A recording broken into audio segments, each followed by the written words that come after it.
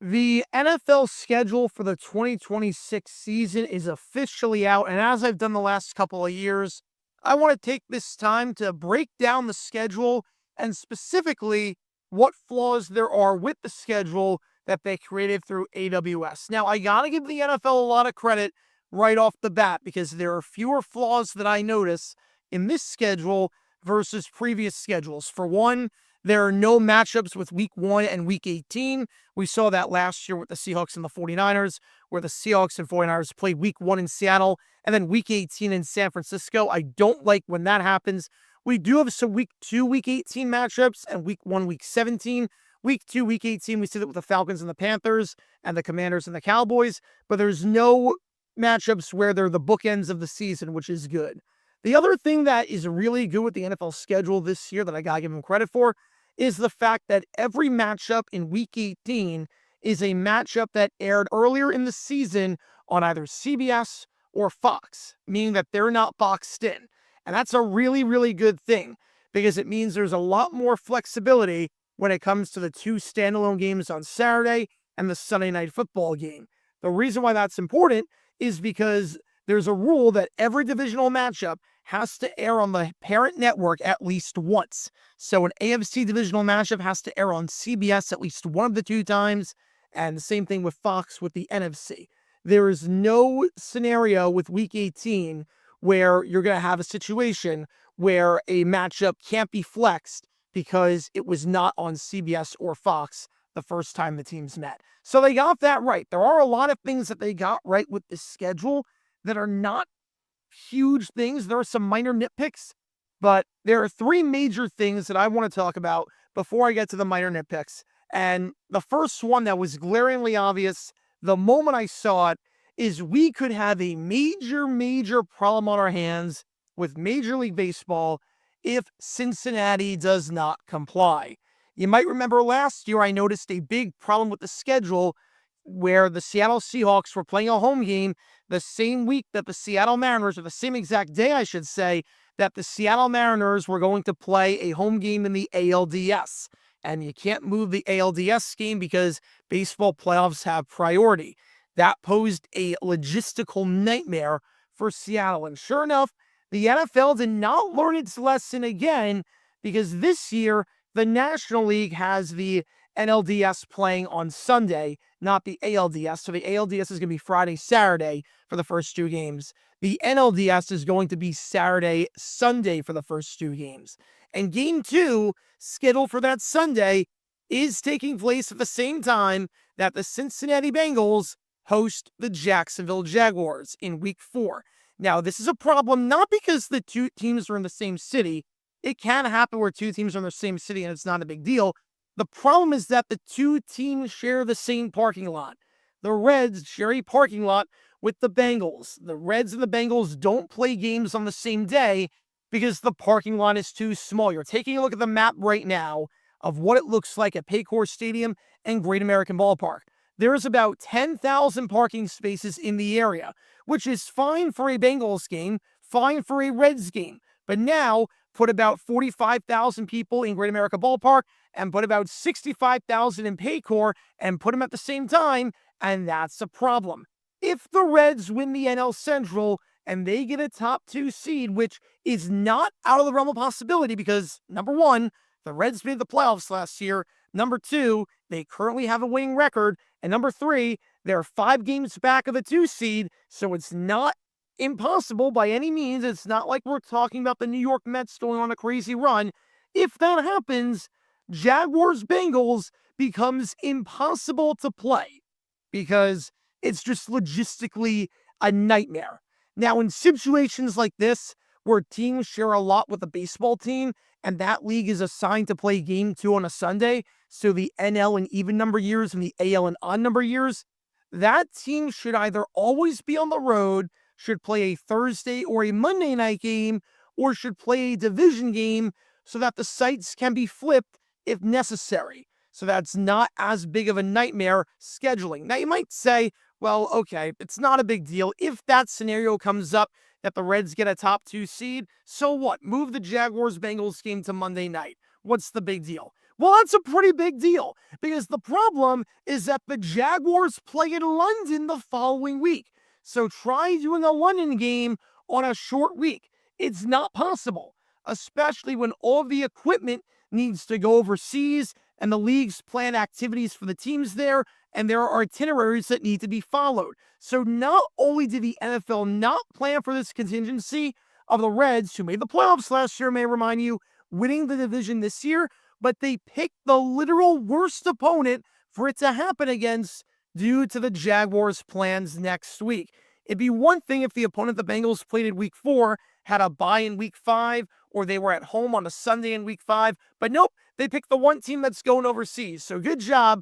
We got issues if the Reds get a top 2 seed by virtue of winning the NL Central. So right off the bat, logistical nightmare with week 4. That is tentative. If the Reds do not get a top 2 seed, then this is a non-story and a nothing burger. But if they do, you're going to be seeing a lot of issues going forward. Now let's fast forward to later in the season, because my second big complaint with the schedule is week 16. The 1 o'clock slate looks absolutely barren. There are 8 games during the Sunday afternoon slate in total. Already, that's not a lot of games. But you figure there's going to be 4 games plus 2 of the flex games that don't get chosen for Saturday. The NFL is going to put their 2 best games on Saturday night, so the games that move over will not be that good. So you have 8 games during the Sunday afternoon slate, 6 already scheduled, and then 2 that will get flexed into Sunday that won't get played Saturday. Now, there are 6 teams that enter the 2026 season with an over-under in Vegas of 6.5 wins or worse. There are 4 games right now scheduled for 1 o'clock. Take a wild guess as to what the 4 games are. The Dolphins, who are one of those teams, taking on the Chargers. The Cardinals, who are one of those teams, taking on the Saints. The Jets, who are one of those teams, taking on the Patriots. And the Browns, who are one of those teams, taking on the Ravens. The other 2 teams are the Titans and the Raiders, who, spoiler alert, they play each other. Vegas usually knows what they're talking about. There's a reason that the books always win. 7 teams last year had an over-under for wins of 6.5 or worse. Of those 7 teams, all 7 of them finished the year with a losing record, with 5 of the 6 worst teams in the league being in that group. Now, obviously, there are surprising teams, there are disappointing teams. Good teams don't always stay good, bad teams don't always stay bad. No one thought the Chiefs were being below 500 last year, and no one had the Jaguars winning 13 games. So it's not like it's a formality. But for the most part, if Vegas thinks you're going to suck, you're probably going to suck. They have enough data to know that more likely than not, you're not going to have a good season. And right now, you've got a slate on Sunday where there might not be a single good game outside of Chiefs 49ers, which will get protected.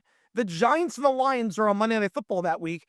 And if that game is awful on paper, and remember, neither of those teams are in the playoffs in 2025, they have no options to flex them in. The NFL has milked the golden goose dry, so dry, in fact, with Christmas Eve, 3 games on Christmas, 2 Saturday games, Sunday Night Football, and Monday Night Football, that they have left literally nothing for the Sunday slate. So Jaguars, Cowboys is a dud on Sunday, or Giants, Lions is a dud on Monday night. They're locked in stone. They are set. They're not getting flexed out. There is no universe they can get flexed out, because unless we have some really, really surprising teams this year, and the teams that are projected to stink by Vegas turn out to be really freaking good, the Sunday slate is pretty barren outside of just 1 game. Again, right now, you have 6 games taking place in the Sunday afternoon window. 4 of them feature teams with a projected over-under of 6.5 or worse. 1 of the games features 2 teams with an over-under of 6.5 or worse, and then Chiefs 49ers, which should be a good game. But again, that's about it. Speaking of the late schedule, the other big issue I have with the schedule is that they box themselves in during week 17.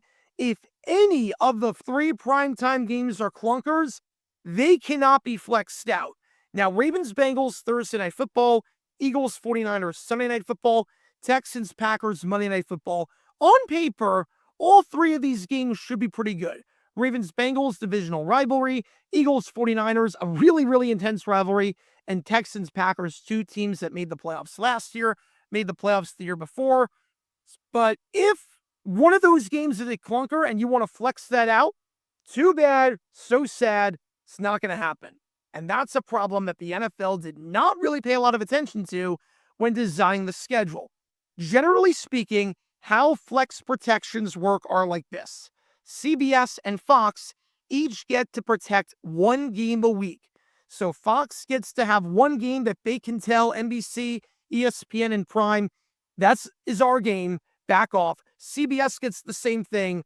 And then any games after that can go to the other networks. So that's why you never see, or you don't really see a whole lot of flexes, I should say, because a lot of the best games are at 425, the national game of the week, or the 1 o'clock national game of the week, and the network that originally had the game protects that. So they get to cover their butts, if you know what I mean.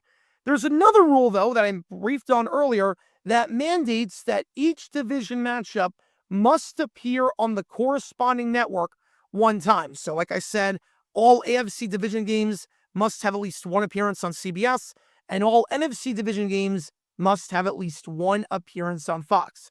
Right now, if you look at the schedule, there are 9 games that are set on Sunday for Week 17. So you might be wondering, okay, if one of those 3 games is a clunker on Thursday night, Sunday night, or Monday night, just flex one of those 9 in. What's the big deal, even with protections? Well, when you bring up that rule about the division matchups, that wipes off 4 games immediately.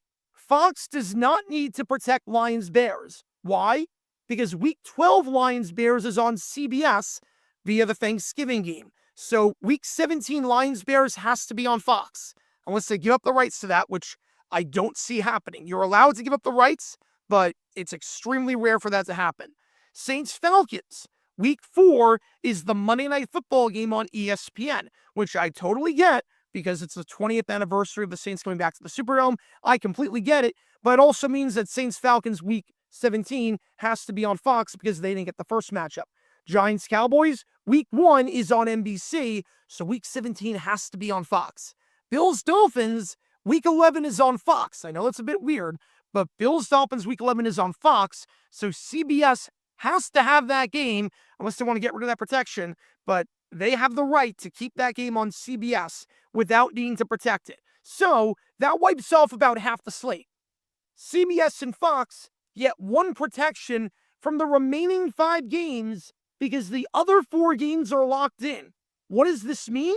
There are only 3 games to choose from for a flex if one of the 3 scheduled games are clunkers. So of the 5 games that are not blacked out on your screen, 2 of them are going to be protected by the network, whether it's CBS or Fox.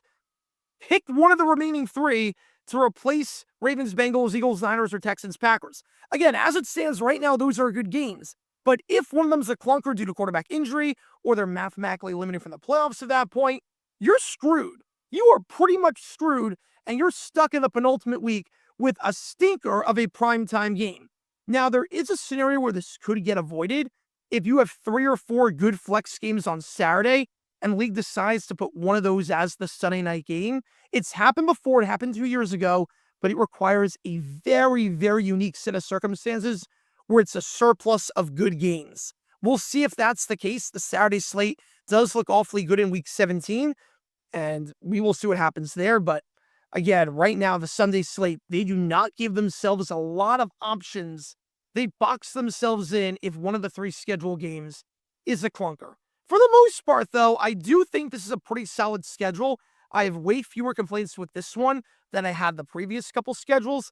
Now, again, there are some minor nitpicks that I want to brief on just very, very quickly. First off, I'm a firm believer that each team should play once before the trade deadline and once after the trade deadline when it comes to divisional rivalries. Because what do you do at the trade deadline? You try to build your strengths. What's the number one thing you're looking at? How do you get to the playoffs? And how do you get to the playoffs? You win your division. What gives you the pieces to beat the teams in your division? So it makes no sense to me that you have teams playing a surplus of games before or after the deadline in the division, and it's not evenly balanced. For example, this is the 3rd straight year that the Steelers play the Ravens twice after the trade deadline. 2024, 2025, 2026.